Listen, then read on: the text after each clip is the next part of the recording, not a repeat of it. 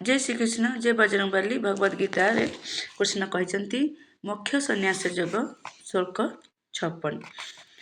आसନ୍ତୁ पढ़िबा। सर्वकर्माणि अपि सदा कुर्वाणः व्यापाश्रयः मत् प्रसादात्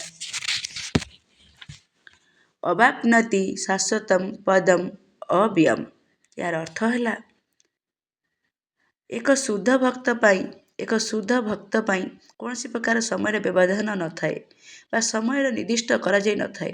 से परमेश्वर निर्देश सर्वदा दिन राति 24 घंटा पूर्ण प्राण दे कृष्ण कर्म बा सेवारे नियुक्त होता है।